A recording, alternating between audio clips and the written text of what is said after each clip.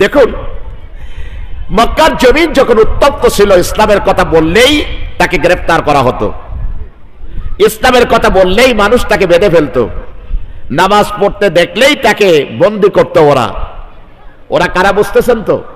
মক্কার city mayor Abu Jahl এবং তার সান্ডা পান্ডারা। প্রিয় ভাই সব, বিগত 15-15.5 বছরে আমরা দেখেছি বাংলাদেশে সব থেকে বেশি বিনা কারণে গ্রেফতার হয়েছে কোরআনের দায়ীরা। কথাকে ঠিক না ভুল? যারা আলেম ছিলেন তারা বেশি সব থেকে গ্রেফতার হয়েছে। যাকে গ্রেফতার করা হচ্ছে তিনিও জানেন না কোন কারণে তাকে গ্রেফতার করা হয়েছে। আগে গ্রেফতার, তারপরে মামলা সাজাইতো ওনারা। আর আল্লাহ রাব্বুল আলামিন তিনি বলতেছেন ওয়া মাকারু ওয়া মাকারাল্লাহ। কাফির মুশরিকেরা, আল্লাহর দ্বীনের বিরোধীরা, আল্লাহ দ্রোহীরা, ইসলাম দ্রোহীরা, ইসলামের বিরুদ্ধে তারা ষড়যন্ত্রের জাল বলে। আর আমি আল্লাহ বলতেছি আল্লাহু খায়রুল মাকিরিন, আমিও তাদের বিরুদ্ধে ষড়যন্ত্র আল্লাহর জন্য কথাটা মানানসই নয়। আল্লাহ বলেন আমি কৌশল অবলম্বন করতেছি, নিশ্চয়ই আমার কৌশল অত্যন্ত সূক্ষ্ম। কি কৌশল আল্লাহ দিলেন? বাংলাদেশের প্রায় 73টা দল মূল ধারা থেকে ছিটকে পড়লো। কেউ জেলখানায়, কেউ ফাঁসির বংশে, আবার কেউ কেউ বিভিন্ন ভাবে পলায়ন করে এবাড়ি সেবাড়ি করে তারা দিনরাতিবাদ করছে দীর্ঘদিন পর্যন্ত। শুধু সরকারের পক্ষের লোক না হওয়ার কারণে তাদের উপরে খড়গ নেমে এসেছিল। কথা ঠিক কিনা বলেন? প্রিয় ভাইরা আমার, একটু চিন্তা করেন, মাথা খাটান। রাসূল কারীম সাল্লাল্লাহু আলাইহি সাল্লামের সেই যুগের কথা। আল্লাহ রাব্বুল আলামিন মুসলমানদের যখন একটু সুদিন এসেছিল মদিনায়, আল্লাহ বললেন ওয়াযকুরু ইদ আনতুম কলিলুম মুস্তাদআফুনা ফিল আরদ। নবী হে, স্মরণ করো সেই কঠিন সময়ের কথা যখন মক্কার জমিনে তোমরা ছিলে পৃথিবীর সবথেকে দুর্বল একটা জনগোষ্ঠী। কলিল, তোমাদের সংখ্যা ছিল নগণ্য কয়েকজন। এরপর আল্লাহ বললেন তাকাফুনা আইয়াতাখাত্তাবাকুমুন নাস, মাথার মধ্যে সবসময় একটা ভয় তোমাদের কাজ করত, এই বুঝে আমাকে গুম করে দিল। যারা আলেম আছেন বুঝবেন, খত্তাবু শব্দের অর্থ হচ্ছে পিছন থেকে হোল্ড করা, জোরপূর্বক কাউকে উঠায় নিয়ে যাওয়া। এটাকেই তো গুম বলা হয়, নাকি বলেন? ইসলাম দেখেন কত আধুনিক। এখনকার যুগে কি ঘটতেছে এটা কোরআন শরীফের মধ্যে সব আছে না নাই? আসতে বলবেন না, জোরে বলেন আছে না নাই? আল্লাহ বলতেছেন তিবিয়ানান লিকুল্লি শাই, আমার এই কোরআন থেকে আমি কিচ্ছু বাদ দেই নাই। মা ফাররাতনা ফিল কিতাবি মিন শাই, আমার কোরআনের মধ্যে আমি সব বলে দিয়েছি। প্রিয় ভাই সব, ইসলাম কবুল করেছে 7 ব্যক্তি। এটা যখন প্রচার হলো গোটা মক্কায়, কয় ব্যক্তি? আরো কিন্তু সংখ্যা বেশি ছিল, কিন্তু 7 ব্যক্তির নাম কাফির মুশরিকদের মাথার মধ্যে ঢুকে গেল। এই 7 জন হচ্ছে আমাদের চরম দুশমন। তারা মুহাম্মদ সাল্লাল্লাহু আলাইহি ওয়াসাল্লামের হাতে হাত দিয়ে ইসলাম কবুল করেছেন। আসুন 7 ব্যক্তি কারা এটা জেনে নেই। 1 নম্বরে মুহাম্মদ সাল্লাল্লাহু আলাইহি ওয়াসাল্লাম। 1 নম্বর কে? নম্বর 2 হযরত আবু বকর সিদ্দিক রাদিয়াল্লাহু তাআলা আনহু। 3 নম্বরে হযরত সুমাইয়া রাদিয়াল্লাহু তাআলা আনহা। 4 নম্বরে হযরত সায়েব। 5 নম্বরে হযরত খাব্বাব। 6 নম্বরে হযরত খুবাইব। 7 নম্বরে হযরত বেলাল। কয়জন হলো? এই 7 ব্যক্তির ইসলাম কবুল করেছেন, এনারা নতুন ধর্ম গ্রহণ করেছেন। আবু জাহেলের গোষ্ঠী জেনে ফেলল। জানার পর প্রচন্ড আক্রোশ নিয়ে এই 7 ব্যক্তির মধ্যে 2 ব্যক্তির গায়ে তখনও হাত লাগে নাই কাফিরদের, আর 5 জনকে রাস্তাঘাটে ব্যবসা প্রতিষ্ঠানের মধ্যে ঢুকে, বাড়ির মধ্যে ঢুকে, নির্দিষ্ট জায়গাতে ডেকে একেবারে প্রান্তর সে প্রান্তর মরুভূমির ভিতরে তাদেরকে আঘাতের পর আঘাত করে করে তাদেরকে ক্ষতবিক্ষত করা হয়েছে। 5 জনকে হাত দেওয়া হয় নাই 2 জন ব্যক্তির উপরে। একজন হচ্ছেন হুজুরের সাহেবে গড়ে হেরা, হুজুরের সাথে যিনি হেরা পর্বতে ছিলেন হিজরতের রাতে, হযরত আবু বকর সিদ্দিক রাদিয়াল্লাহু তাআলা আনহু। কারণ তিনি ধনাঢ্য ব্যক্তি ছিলেন, তার টিকে স্পর্শ করা কাফিরদের জন্য একটু কষ্টকর ছিল। 2 নম্বর, আপনার আবার রাসূল যার উপরে কোরআনুল কারীম নাজিল হয়েছে, ওনার গায়ে তখনও পর্যন্ত সরাসরি ওরা হাত দিয়ে পারে নাই। এই 5 ব্যক্তি যখন মার খেলো, গোটা মক্কার ভিতরে ছড়িয়ে পড়লো। মুহাম্মদ সাল্লাল্লাহু আলাইহি ওয়াসাল্লামের ধর্ম যারাই কবুল করবে, কাফির মুশরিকেরা, মক্কার লোকেরা তাদেরকে বেদমভাবে প্রহার করতেছে। সুতরাং সাবধান হও, এই নতুন ধর্ম গ্রহণ করা চলবে না। মানুষের মধ্যে আতঙ্ক বিরাজ করতে লাগলো। আইয়াতাখাত্তাবাকুমুন নাস, তারা মনে করতো রাতের বেলা ঘুমায় থাকলে আমাদেরকে গুম করে দেবে, ওরা উঠায় নিয়ে যাবে সৌ মেরে। আল্লাহ বললেন ফাআওয়াকুম, এই কঠিন অবস্থার পরে আমি তোমাদেরকে স্থান দিয়েছি মদিনাতে। বলুন না সুবহানাল্লাহ। ওয়া রাযাকাকুম মিনাত তাইয়্যিবাত, আর তোমাদেরকে আমি উত্তম রিজিক দিয়ে পবিত্র খাবারের ব্যবস্থা করে দিয়েছি। ভাইরা আমার, এই 7 ব্যক্তি ইসলাম কবুল করেছেন এই কথা প্রকাশ হলেও মূলত অনেক মানুষ গোপনে ইসলাম কবুল করেছিলেন, কিন্তু তাদের ব্যাপারটা তখনও সামনে আসে নাই। সেইটাও মুসলিমরা মনে মনে চিন্তা করতে লাগলো, ইসলাম মানে যদি মার খাওয়া হয়, ইসলাম কবুল করা মানেই যদি ঘর বাড়ি সব ছাড়তে হয়, ইসলাম মানেই যদি আমার ব্যবসা প্রতিষ্ঠান বন্ধ হয়ে যায়, তাহলে ইসলাম কবুল না করেই তো ভালো ছিলাম, এটা করলে মনে হয় ভালো হবে। মুসলমানদের মধ্যে, মুসলিমদের মধ্যে এরকম দোদেল বান্দা যখন হতে লাগলো, আল্লাহ রাব্বুল আলামিন সূরাতুল আনকাবুত নাজিল করে মুসলমানদের অশান্ত মন এবং রাসূল কারীম সাল্লাল্লাহু আলাইহি ওয়াসাল্লামের অশান্ত মনের উপরে আল্লাহ পাক একটা সান্ত্বনার চাদর দিয়ে তাদেরকে ঢেকে দিয়ে বললেন যে মুসলমানেরা যারা ইসলাম কবুল করে তারা আমার রহমতের চাদর থেকে কখনো বের হয় না। সুবহানাল্লাহ। এই পথটাই হচ্ছে, এবং পৃথিবীতে যুগে যুগে যত নবী এসেছেন, রাসূল এসেছেন, প্রত্যেককেই এভাবে পরীক্ষা দিয়ে ঈমানিয়াতের উপরে অবিচল থাকা লেগেছে তাদের। সুতরাং তোমাদের ক্ষেত্রেও এটার ব্যতিক্রম হবে না, তোমাদেরকেও এভাবে ইস্তেকামত থাকতে হবে আল্লাহর দ্বীনের উপরে। একথা সান্ত্বনা দিলেন কে? আল্লাহ রাব্বুল আলামিন। প্রিয় ভাই সব, আমার দেশের কিছু সংখ্যক মানুষ ইসলামকে পরিপূর্ণ দ্বীন, ইসলামকে পরিপূর্ণ জীবন ব্যবস্থায় এই হিসাবে মানে না। তারা কথায় কথায় বলে ইসলাম হচ্ছে মসজিদের মধ্যে, ইসলাম হচ্ছে মাদ্রাসার মধ্যে, বাইরে সমাজ কিভাবে চলবে, অফিস কিভাবে চলবে, রাস্তাঘাটে নিয়ম কানুন কি হবে, অ্যাসোসিয়েশন, এরপরে বিভিন্ন সংস্থার কি প্রোগ্রাম হবে, এর আইন কানুন করব আমরা। কিন্তু ভাই সব, আমি একটা কথা বলি আপনাদের, মনে করুন এই মাইকটা চালাতে গেলে এর একটা বড় সেট আছে, অনেকগুলি সেট এখানে। এটা অপারেট করার জন্য একজন অপারেটর ওখানে বসা থাকেন, এর একটা ম্যানুয়াল গাইড আছে, কোনটা চাপলে ভলিউমটা বাড়বে, কোন সুইচটা চাপলে এই ভলিউমটা কমবে, কোথায় কোথায় অ্যাডজাস্টমেন্ট করতে হবে, সবকিছু এর মধ্যে লেখা আছে না নেই ম্যানুয়ালের মধ্যে? আপনি আমি জানি না, নতুন করে একটা লোক যখন ওতে হাত দেবে এটা কিন্তু ঠিক করতে পারবে না। ভাইরা, যদি এই মাইক যারা আবিষ্কার করতেছে তাদের যদি এই সেটটা অপারেট করতে গেলে একটা ম্যানুয়াল দরকার হয়, গোটা বিশ্ব, মহাবিশ্বকে যে মহান রব্বুল ইজ্জত ওয়াল জালাল তৈরি করেছেন, কোটি কোটি মাখলুককে আল্লাহ তৈরি করেছেন, যাদের খাবার মেনু, যাদের চলার মেনু, যাদের গায়ের জামা কাপড়ের মেনু এক নয়। গোটা পৃথিবীর এই মানব মণ্ডলীকে, সৃষ্টির রাজিকে আল্লাহ তাআলা অতল গহ্বরে ছেড়ে দিয়ে তাদের কোনো ম্যানুয়াল দিবেন না, এটা তো আমার স্রষ্টার কাজ হতে পারে না। কথা কি ঠিক কিনা বলেন? আল্লাহ রাব্বুল আলামিন বলছেন, ওয়া আলাল্লাহি কসদুস সাবিলি ওয়া মিনহা জাইর। আল্লাহ রাব্বুল আলামিন বলেন, এই পৃথিবীতে বান্দা শুধু আমি আল্লাহ তৈরি করি নাই, বরং আমি আল্লাহ রাব্বুল আলামিন তাদের লক্ষ্য এবং স্থলে পৌঁছানোর জন্য সুন্দর করে পথ দিয়ে দিয়েছি। যদিও সেখানে বক্র পথগুলি ডান বাম চতুর্দিকে পথ আছে, কিন্তু মুসলমানদের পথ হবে একটা, সেটা হলো সিরাতুল মুস্তাকিম। সেটার নাম কি? সিরাতুল মুস্তাকিম। এই সিরাতুল মুস্তাকিমের পথে দুনিয়ার সমস্ত নবীরা তার উম্মতদেরকে ডেকেছেন। কথাকে ঠিক বলছি না ভুল বলছি?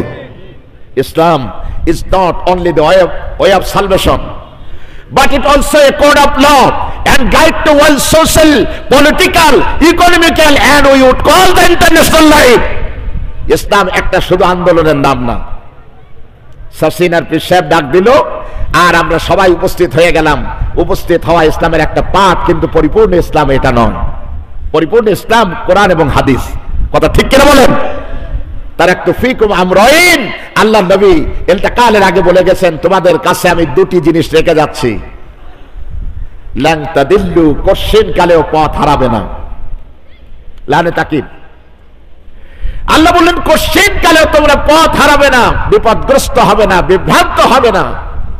মা তামাসসাকতুম বিহিমা, এই দুটিকে যতক্ষণ তোমরা আঁকড়ে ধরে রাখবে। একটা হচ্ছে কোরআন আর একটা হচ্ছে নবীদের সুন্নাহ। বলুন সুবহানাল্লাহ। প্রিয় ভাই সব, এই পৃথিবীর সমস্ত নবীরা যখন দ্বীনের দাওয়াত দিয়েছে, সবথেকে বেশি তাদেরকে অত্যাচার করেছে, নির্যাতন করেছে তৎকালীন যুগের তিন শ্রেণীর মানুষ। কয় শ্রেণীর? এক শ্রেণী হলো ধনাঢ্য পুঁজিপতি, তারা জানে ইসলাম যদি মানি তাহলে তো আমার ব্যবসা বাণিজ্য, সুদি কারবার সব বন্ধ হবে, সুতরাং ইসলামকে ঠেকিয়ে দাও। নম্বর দুই, ইসলামের ক্ষেত্রে সব থেকে বাধা সৃষ্টি করেছে কিছু সংখ্যক ধর্ম ব্যবসায়ীগণ। এখন দেখেন না বাংলাদেশে সুন্নিয়তের নামে গোটা বাংলাদেশে যা হচ্ছে মাজারগুলির ভিতরে। ইনশাআল্লাহ আলহামদুলিল্লাহ আমরা সারসিনা, ফুরফুরা, এরপরে নেসারাবাদ, এরপরে মোকামিয়া, পাশেই আছে আপনার চরমনাই, এই সমস্ত দরবার নিয়ে আমরা গর্ববোধ করি। লক্ষ লক্ষ মানুষ মুহূর্তের মধ্যে তারা ইসলাম হয়ে যায়, আল্লাহ এবং রাসূলের পথ পায়। কিন্তু ম্যাক্সিমাম মাজারগুলিতে ব্যবসা হয়, আপনারা খেয়াল করবেন গোটা দেশে। এরা বাধা দিয়েছে ইসলাম প্রতিষ্ঠার ক্ষেত্রে সব থেকে বেশি, সব নবীদেরকে কষ্ট দিয়েছে এরা। আহবার এবং রহমান শব্দ ব্যবহার করে কোরআন শরীফের মধ্যে সূরা তাওবা আল্লাহ এটা বুঝিয়েছেন। নম্বর তিন, যারা শুধুমাত্র রাজনীতি করে ব্যবসার জন্য। আপনারা কি মাইন্ড করতেছেন আমার কথায়? কোরআন শরীফের আলোচনা হলেই, তাফসীর মাহফিল হলেই এক শ্রেণীর মানুষের গায়ের মধ্যে এক ধরনের জ্বালা পোড়া শুরু হয়ে যায়। ওয়াইযা তুতলা আলাইহিম আয়াতুনা ওয়াল্লাহু মুস্তাকবিরুন, নবী হে আপনি দেখবেন কোরআনুল কারীমের আয়াতগুলি যখন আপনি তাদের সামনে তেলাওয়াত করবেন, ওয়াল্লাহু মুস্তাকবিরুন, অহংকার করে পিঠ ফিরাইয়া ওই মাহফিলের জায়গা থেকে তারা সরে পড়তেছে। কথা কি আমার না আল্লাহর? আস্তে বলবেন না, আরো জোরে বলুন কার কথা? আল্লাহ পাকের কথা। আল্লাহ বলতেছেন কাল্লাম ইয়াসমাআহা, যেন সে কোনো কিছু শুনতেই পায় নাই। কান্না ফি উযুনাইহি ওয়াকরা, এমন নির্বোধ এই মানুষগুলি, মনে হচ্ছে যেন সীসা ঢেলে তাদের দুইটা কানের ছিদ্র বন্ধ করে দেওয়া হয়েছে। কোরআনুল কারীমের কোন শব্দ তাদের কর্ণকুহরকে স্পর্শ করে না। বলেন তো দেখি, এই মানুষগুলি জান্নাতে যাবে না জাহান্নামে? আসতে বললেন কেন? জোরে বলুন। আব্দুল কুদ্দুস, আব্দুর রহিম, আব্দুস সত্তার, যত ভালো নামই হোক না কেন, কোরআনের বিরুদ্ধে অবস্থান নিলে সেই ব্যক্তিটির অবস্থান হবে কোথায়? আল্লাহ পাকের জাহান্নামে। বলে ভাই সব, আল্লাহ রাব্বুল আলামিন অন্য জায়গায় বলতেছেন নবী হে, কেন কোরআন ওদের ভালো লাগে না? কারণ ওদের ভাগ্যে তো হেদায়েত নেই। নবীজি তুমি শোনো, ওয়াইদা ক্বরাআতাল কুরআনা জাআলনা বাইনাকা ওয়া বাইনাল্লাযীনা লা ইউমিনুনা বিল আখিরাতি হিজাবাম মাসতুরা। আল্লাহ পাক বলতেছেন যাদের নসিবের মধ্যে হেদায়েত নেই, আপনি রাসূল তাদের কাছে যখন কোরআনুল কারীমের আয়াতগুলি তেলাওয়াত করবেন, অর্থ করবেন, জানানোর চেষ্টা করবেন এর মধ্যে কি বলা হয়েছে, তখন যারা আখিরাতকে বিশ্বাস করে না, বিচার দিবসকে বিশ্বাস করে না, ডে অফ জাজমেন্টকে স্বীকার করে না, সেই মানুষগুলি আর আপনি তেলাওয়াতকারী এর মধ্যে হিজাব মাসতুরা, প্রচ্ছন্ন একটা পর্দা আমি টেনে দেই, যেন আমার কোরআনের কোন শব্দ ওদের কানের মধ্যে না যায়। ইচ্ছা করলে ওরা শুনতে পাবে না। কোরআনের মাহফিলে আসা, বসা, বলা এবং শোনা এটা আল্লাহর খাস মেহেরবানি ছাড়া আর কিচ্ছু নয়। সুতরাং আমরা মুমিন হতে চাই।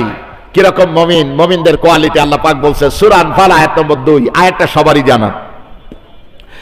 আল্লাহ রাব্বুল আলামিন বলেন ইন্নামাল মুমিনুনা আল্লাযীনা ইযা যুকিরাল্লাহু ওয়াজিলাত কুলুবুহুম وإذا تليت عليهم آياته زادتهم إيمانا وعلى ربهم يتوكلون আল্লাহ পাক বলেন মুমিনরা তো এমন হয় যাদের পক্ষে কোরআনুল কারীম হজম করা খুব সহজ। আল্লাহ বলতেছেন সেই মুমিনদের কোয়ালিটি এমন হয় যখন তার সামনে আমি রব আল্লাহ রাব্বুল আলামিন আমার কথা যখন উচ্চারিত হয় ওয়াজিলাত কুলুবুহুম, ওদের হৃদয়ের মধ্যে ওদের কলবের মধ্যে একটা কম্পন সৃষ্টি হয়ে যায়, কম্পন সৃষ্টি হয় এ কথা ভেবে যে আমার আল্লাহ কি বলেছেন, কি করতে বলেছেন আর আমি কি করতেছি, এজন্য সে ভয়ে ভীত হয়ে পড়ে।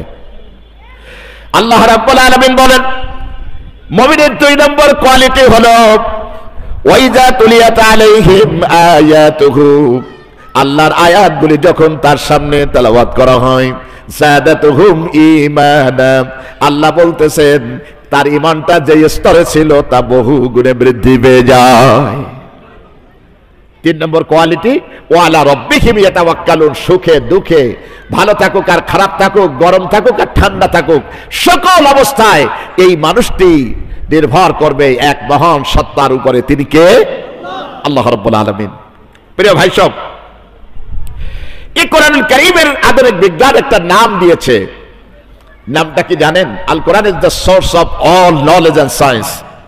পৃথিবীর বিজ্ঞানীরা বলেছেন গোটা বিশ্বের যত আবিষ্কার, গোটা বিশ্বের যত জ্ঞান, হে পৃথিবীর মানুষ তোমাদের যদি জানতে ইচ্ছা করে বিশ্বাস করো কোরআন হচ্ছে গোটা বিশ্বের সমস্ত জ্ঞান এবং বিজ্ঞানের মূল উৎস, মূল অর্থাৎ বিজ্ঞানের যাত্রা যেখানে শেষ কোরআনুল কারীমের যাত্রা সেখান থেকে শুরু। বলুন না সুবহানাল্লাহ। কারণটা কি? কারণটা হচ্ছে পৃথিবীর সমস্ত গ্রন্থগুলি পরিমার্জন হতে পারে। Only one book all over the world, পৃথিবীর ভিতরে এমন একখানা গ্রন্থ আছে যেই গ্রন্থের একটা নক্তার কোনো পরিবর্তন 1450 বছরে কেউ করতে পারে নাই, ভবিষ্যতেও পারবে নাকি বলেন? আসতে বললেন কেন? পারবে? অবশ্যই পারবে না। সুতরাং সেই কোরআন থেকে আমরা কথা বলতেছি, আমাদের কোনো ভয় নাই ইনশাআল্লাহ। বলেন আসতে বলবেন না, আরো জোরে বলেন ইনশাআল্লাহ। প্রিয় ভাই সব, 5ই আগস্টের পরে নতুন বাংলাদেশ, এখন আর মুফাসসিররা কথা বলতে ভয় পায় না। আগে তো আমরা কথা বলতাম পুলিশ ঘিরে রাখতো চতুর্দিকে, কতবার এই সমস্যার সম্মুখীন হয়েছে তা হিসাব করে বলা কঠিন।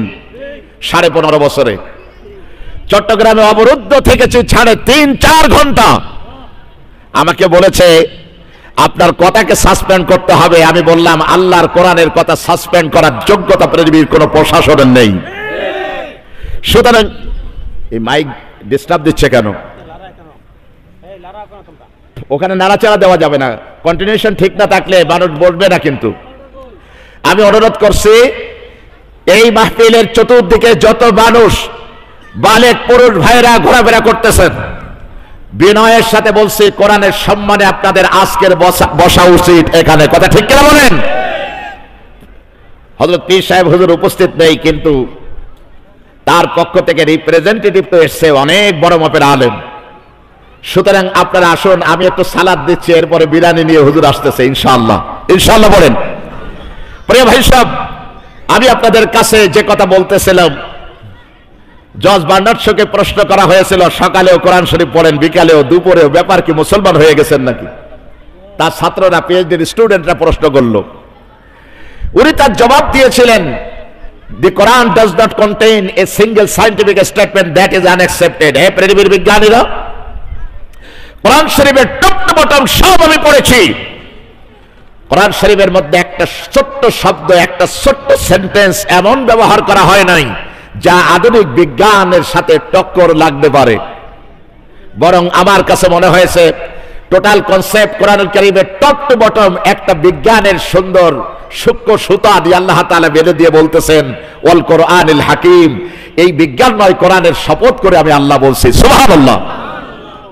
প্রিয় ভাই সব, আমি সেই কোরআনুল কারীম থেকে সূরাতুল আনকাবুতের 1 থেকে 3 নম্বর আয়াত আপনাদের সামনে তেলাওয়াত করেছি। আমি চাই এর আলোকে কিছু কথা আপনাদের সামনে বলবো। আমার অজ্ঞতা অসারতার কথা আগেই বলে নেই, আমি অনেক বড় আলোচক না, অনেক কিছু জানিও না। কোরআন শরীফের জ্ঞান, কোরআন শরীফের তাফসীর একজন মুফাসসিরের পক্ষে টপ টু বটম করা খুবই অসম্ভব। কথা ঠিক কিনা বলেন? কারণ কি? কারণটা হচ্ছে আকাশ এবং জমিনকে যেই মহান রব তৈরি করেছেন, আমাদের চোখের সামনে যে মহাকাশটা রয়েছে, বিশ্বাস করেন এই মহাশূন্য পৃথিবীর জমিন থেকে প্রথম আকাশটা কত উঁচু, বিজ্ঞানের এই উৎকর্ষতার যুগে আজ পর্যন্ত বিজ্ঞান সঠিকভাবে ক্যালকুলেট করে আমাদেরকে বলতে পারে নাই। সুতরাং এই বিশাল মহাকাশ যিনি তৈরি করতে পারেন, আল্লাহ বলেছেন একটা আকাশ তোমার চোখে তুমি দেখতেছো ধুধু, এরকম একটা আকাশ নয়, আমি তৈরি করেছি এর উপরে আরো 7টা আরো 6টা, তার মানে টোটাল 7টা আকাশকে আল্লাহ তৈরি করেছেন। রব্বুল ইজ্জাত ওয়াল জালাল সূরাতুল মুলকের মধ্যে 2 নম্বর আয়াতে বলেছেন। প্রিয় ভাই, সবকিছুকে সুন্দর করে সাজিয়ে আল্লাহ তাআলা বলতেছেন, মা তারা ফি খলকির রহমান মিন তাফাউত, তোমার রবের সৃষ্টির মধ্যে তুমি কি কোনো খুঁত ধরতে পেরেছো? সুবহানাল্লাহ বলবেন না? সব দেখো, নদী বহমান, গাছ কি সুন্দর করে আমাদেরকে ফল দিয়ে যাচ্ছে বছরের পর বছর, সকাল বেলাতে সূর্য উদিত হচ্ছে, রাতের বেলা চাঁদ জ্যোৎস্না বিলাচ্ছে, লক্ষ লক্ষ কোটি কোটি নক্ষত্র রাজি আকাশের মধ্যে আল্লাহ রাব্বুল আলামিন মিটি মিটি আলো দিয়ে আমাদেরকে সুসজ্জিত করে রেখেছে সুন্দর করে। একই জায়গাতে টবের মধ্যে 10টা ফুল থাকলে 10টা 10 রকম, একটার ফুলের রঙের সাথে ঘ্রাণের সাথে আরেকটা ফুলের কোনো মিল নেই। এই সব বৈচিত্র্যময় সুন্দর সৃষ্টি সুন্দর করে যিনি আয়োজন করেছেন তিনি হচ্ছেন মহান আল্লাহ রাব্বুল আলামিন। আমরা সেই মহান রবের ইবাদত করতে চাই, সেই মহান রবের কাছে আমাদের মস্তক অবনত করতে চাই, জীবনের সমস্ত প্রশংসা তার জন্য উৎসর্গ করতে চাই। আপনারা কি আমার সাথে একমত? আল্লাহ তাআলা কবুল করুক, বলেন আমিন। প্রিয় ভাই, সূরাতুল আনকাবুত 1 থেকে 3 নম্বর আয়াত, আসুন অর্থটা পড়ে নেই। আল্লাহ বলতেছেন আলিফ লাম মিম। আপনারা জানেন হরফুল মুকাত্তাত কোরআন শরীফের আলাদা একটা অলংকার, আলাদা একটা বৈশিষ্ট্য। তার মানে হলো বিচ্ছিন্ন করে অক্ষর দিয়ে আল্লাহ তাআলা শুরু করেছেন ওই সূরাটি। কোরআন শরীফের মধ্যে 26টি সূরার শুরুতে এটা ব্যবহার করা হয়েছে, কেউ কেউ 29টাও বলেছেন। যাই হোক, আমি আপনাদের কাছে যে কথা বলতে চাই, এই হরফুল মুকাত্তাতের অর্থ করতে গিয়ে কিং কর্তব্য বিমূঢ় হয়ে পড়েছেন পৃথিবীর সমস্ত মুফাসসিরগণ। তারা এক বাক্যে বলেছেন আল্লাহু আলামু বিমুরাদিহি, এর সঠিক অর্থ একজন জানেন, তিনি কে? কিন্তু আমি ওর সাথে একটু অ্যাড করতে চাই। আমাদের বয়স যাদের 50, 55 বা 60 বছর, ছোটবেলাতে যখন মোবাইল ছিল না, টেলিফোন ছিল না, মানুষের সাথে যোগাযোগের কোনো মাধ্যম ছিল না, তখন মানুষ প্রেম করত, একজন আরেকজনের কাছে চিঠি ছিল একমাত্র সম্বল। ঠিক বলছি না ভুল বলছি? নামটা সরাসরি না লিখে লেখা হতো ডিয়ার এক্স, যাকে লেখা হচ্ছে এক্স, লেখার সাথে সাথে সে বুঝতে পারতো আমাকেই মিন করতেছে সে। কোরআনের এক নাম হচ্ছে আর রিসালাত, আল্লাহর পক্ষ থেকে পত্র, এটা একটা চিঠি। তার মানে যিনি নাজিল করেছেন, যার কাছে নাজিল করেছেন, দুইজনের মধ্যে এটা সীমাবদ্ধ ছিল, অবশ্যই আমার রাসূলের অর্থ জানতেন। বলুন না সুবহানাল্লাহ। প্রিয় ভাই, আল্লাহ তাআলা বলতেছেন আহাসিবান নাস, মানুষকে ধারণা করে নিয়েছে, আইয়াকুলু আমান্না ওয়া হুম লা ইফতানুন, আইয়ুতরাকু আইয়াকুলু আমান্না ওয়া হুম লা ইফতানুন, যে সে শুধুমাত্র আল্লাহ পাকের সামনে দাঁড়িয়ে বলবে আমি ঈমান এনেছিলাম, ঈমান এনেছি, তাকে ছেড়ে দেওয়া হবে, অথচ তাকে পরীক্ষা করা হবে না। ওয়ালাকাদ ফাতান্নাল্লাযীনা মিন ক্বাবলিহিম, আল্লাহ বলতেছেন অবশ্যই তোমাদের পূর্বের সমস্ত জাতিকে আমি পরীক্ষা করেছিলাম। কি কারণে? ফালা ইয়ালামান্নাল্লাহুল্লাযীনা সাদাকু, পরীক্ষার মাধ্যমে আল্লাহ জেনে নিতে চান যে ঈমানিয়াতের ব্যাপারে তোমাদের মধ্যে কে সত্যবাদী। ওয়ালা ইয়ালামান্নাল্লাহুল্লাযীনা কাফারু, আর আসলে তোমাদের মধ্যে কে ঈমানের ব্যাপারে মিথ্যাবাদী, এটা আল্লাহ একটু যাচাই করে নিতে চান। প্রিয় ভাই সব, এই আয়াত কারিমা যখন নাজিল হলো, এর নাজিলের প্রেক্ষাপট যেটাকে আরবিতে শানে নজুল অথবা সবাবে নজুল বলা হয়। দেখুন, মক্কার জমিন যখন উত্তপ্ত ছিল, ইসলামের কথা বললেই তাকে গ্রেফতার করা হতো, ইসলামের কথা বললেই মানুষ তাকে বেঁধে ফেলতো, নামাজ পড়তে দেখলেই তাকে বন্দী করতো। ওরা কারা বুঝতেছেন তো? মক্কার সিটি মেয়র আবু জাহাল এবং তার সান্ডা পান্ডারা। প্রিয় ভাই সব, বিগত 15-15.5 বছরে আমরা দেখেছি বাংলাদেশে সব থেকে বেশি বিনা কারণে গ্রেফতার হয়েছে কোরআনের দায়ীরা। কথাকে ঠিক না ভুল? যারা আলেম ছিলেন তারা বেশি সব থেকে গ্রেফতার হয়েছে। যাকে গ্রেফতার করা হচ্ছে তিনিও জানেন না কোন কারণে তাকে গ্রেফতার করা হয়েছে। আগে গ্রেফতার, তারপরে মামলা সাজাইতো ওনারা। আর আল্লাহ রাব্বুল আলামিন তিনি বলতেছেন, ওয়া মাকারু ওয়া মাকারাল্লাহ। কাফির মুশরিকেরা, আল্লাহর দ্বীনের বিরোধীরা, আল্লাহ দ্রোহীরা, ইসলাম দ্রোহীরা, ইসলামের বিরুদ্ধে তারা ষড়যন্ত্রের জাল বলে। আর আমি আল্লাহ বলতেছি, আল্লাহু খায়রুল মাকিরিন, আমিও তাদের বিরুদ্ধে ষড়যন্ত্র আল্লাহর জন্য কথাটা মানানসই নয়। আল্লাহ বলেন, আমি কৌশল অবলম্বন করতেছি, নিশ্চয়ই আমার কৌশল অত্যন্ত সূক্ষ্ম। কি কৌশল আল্লাহ দিলেন?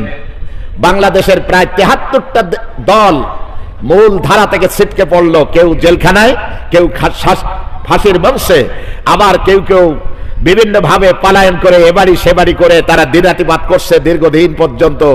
শুধু সরকারের পক্ষের লোক না হওয়ার কারণে তাদের উপরে খড়গ নেমে এসেছিল। কথা ঠিক কিনা বলেন? প্রিয় ভাইরা আমার, একটু চিন্তা করেন, মাথা খাটান। রাসূল কারীম সাল্লাল্লাহু আলাইহি সাল্লামের সেই যুগের কথা।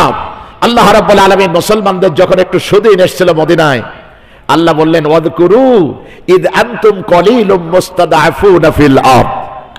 নবী হে, স্মরণ করো সেই কঠিন সময়ের কথা যখন মক্কার জমিনে তোমরা ছিলে পৃথিবীর সবথেকে দুর্বল একটা জনগোষ্ঠী। কলিল, তোমাদের সংখ্যা ছিল নগণ্য কয়েকজন। এরপর আল্লাহ বললেন,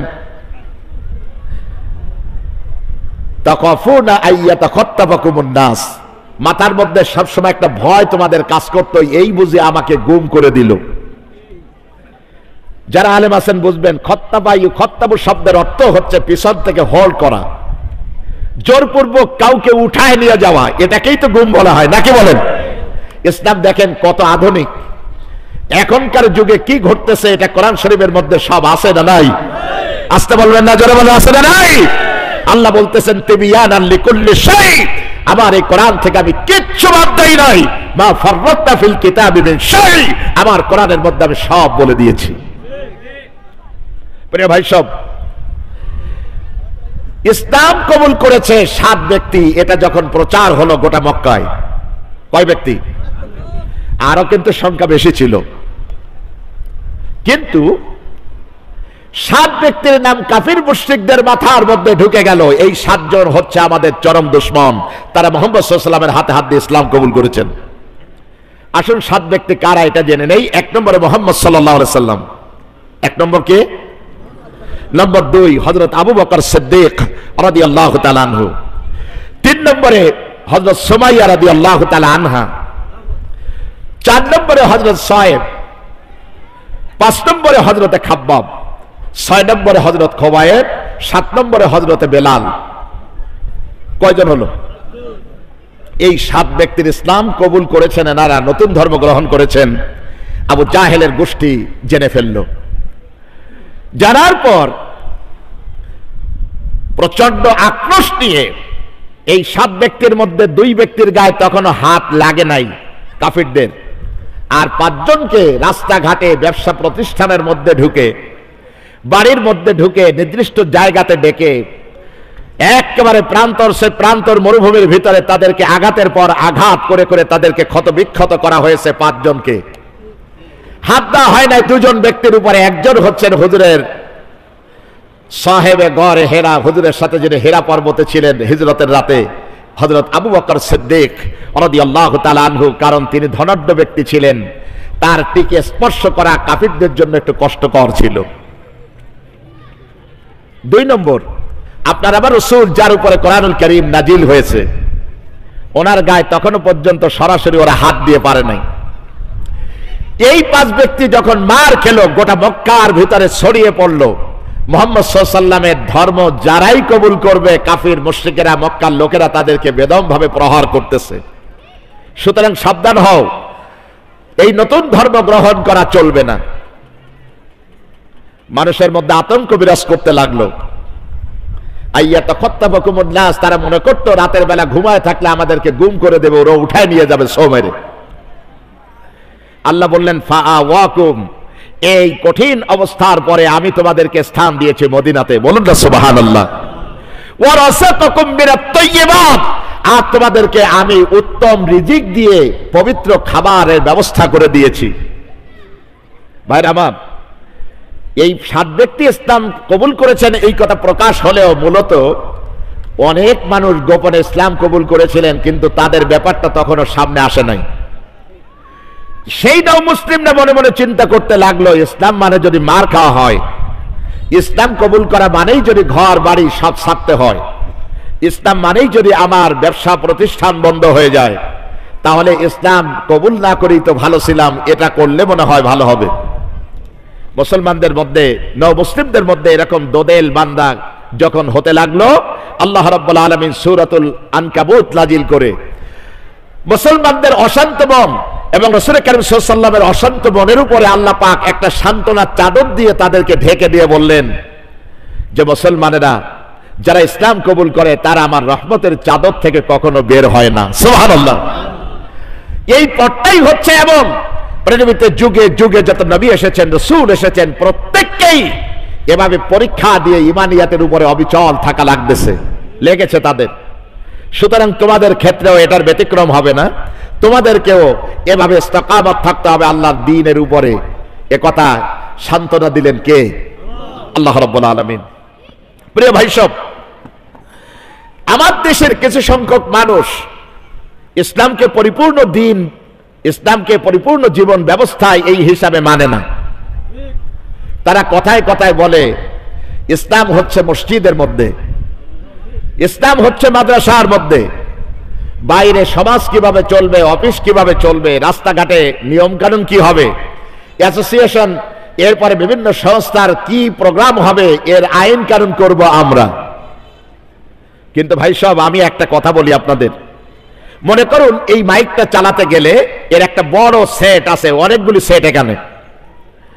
এটা অপারেট করার জন্য একজন অপারেটর ওখানে বসা থাকেন, এর একটা ম্যানুয়াল গাইড আছে, কোনটা চাপলে ভলিউমটা বাড়বে, কোন সুইচটা চাপলে এই ভলিউমটা কমবে, কোথায় ইকোটা অ্যাডজাস্টমেন্ট করতে হবে, সবকিছু এর মধ্যে লেখা আছে না নেই ম্যানুয়ালের মধ্যে? আপনি আমি জানি না, নতুন করে একটা লোক যখন ওতে হাত দেবে এটা কিন্তু ঠিক করতে পারবে না।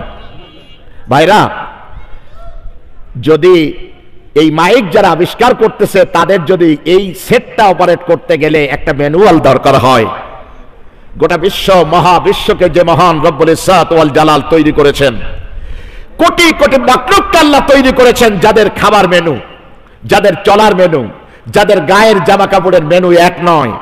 গোটা পৃথিবীর এই মানব মণ্ডলীকে, সৃষ্টির রাজিকে আল্লাহ তাআলা অতল গহ্বরে ছেড়ে দিয়ে তাদের কোনো ম্যানুয়াল দিবেন না, এটা তো আমার স্রষ্টার কাজ হতে পারে না।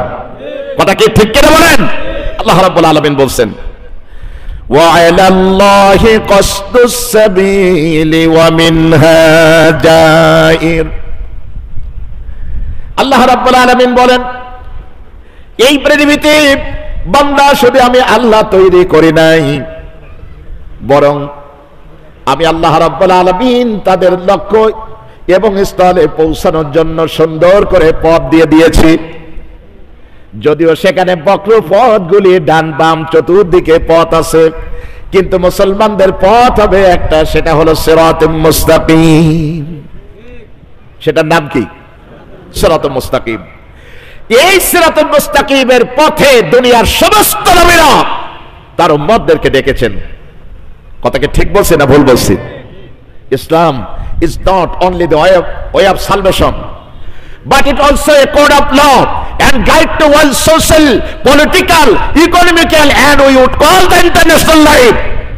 ইসলাম একটা শুধু আন্দোলনের নাম না। সাসিনার পিসাব ডাক দিল আর আমরা সবাই উপস্থিত হয়ে গেলাম। উপস্থিত হওয়া ইসলামের একটা পাঠ, কিন্তু পরিপূর্ণ ইসলাম এটা নয়। পরিপূর্ণ ইসলাম কোরআন এবং হাদিস। কথা ঠিক কিনা বলেন? তারাকতু ফিকুম আমরাইন, আল্লাহর নবী ইন্তেকালের আগে বলে গেছেন, তোমাদের কাছে আমি দুটি জিনিস রেখে যাচ্ছি, লান তাদিল্লু, কশিন কালেও পথ হারাবে না। লানে তাকিদ, আল্লাহ বললেন কশিন কালেও তোমরা পথ হারাবে না, বিপদগ্রস্ত হবে না, বিভ্রান্ত হবে না। মা তামাসসাকতুম বিহিমা, এই দুটিকে যতক্ষণ তোমরা আঁকড়ে ধরে রাখবে। একটা হচ্ছে কোরআন, আর একটা হচ্ছে নবীদের সুন্নাহ। বলুন সুবহানাল্লাহ। প্রিয় ভাই সব, এই পৃথিবীর সমস্ত নবীরা যখন দ্বীনের দাওয়াত দিয়েছে, সবথেকে বেশি তাদেরকে অত্যাচার করেছে, নির্যাতন করেছে তৎকালীন যুগের 3 শ্রেণীর মানুষ। কয় শ্রেণীর? এক শ্রেণী হলো ধনাঢ্য পুঁজিপতি, তারা জানে ইসলাম যদি মানি তাহলে তো আমার ব্যবসা বাণিজ্য, সুদি কারবার সব বন্ধ হবে, সুতরাং ইসলামকে ঠেকিয়ে দাও। নম্বর 2, ইসলামের ক্ষেত্রে সবথেকে বাধা সৃষ্টি করেছে কিছু সংখ্যক ধর্ম ব্যবসায়ীগণ। এখন দেখেন না বাংলাদেশে সুন্নিয়াতের নামে গোটা বাংলাদেশে যা হচ্ছে মাজারগুলির ভিতরে।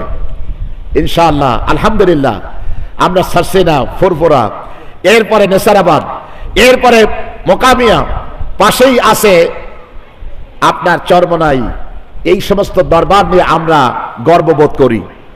লক্ষ লক্ষ মানুষ মুহূর্তের মধ্যে তারা ইসলাম হয়ে যায়, আল্লাহ এবং রাসূলের পথ পায়। কিন্তু ম্যাক্সিমাম মাজারগুলিতে ব্যবসা হয়, আপনারা খেয়াল করবেন গোটা দেশে। এরা বাধা দিয়েছে ইসলাম প্রতিষ্ঠার ক্ষেত্রে সবথেকে বেশি। সব নবীদেরকে কষ্ট দিয়েছে এরা। আহবার এবং রহমান শব্দ ব্যবহার করে কোরআন শরীফের মধ্যে সূরা তাওবা আল্লাহ এটা বুঝিয়েছেন।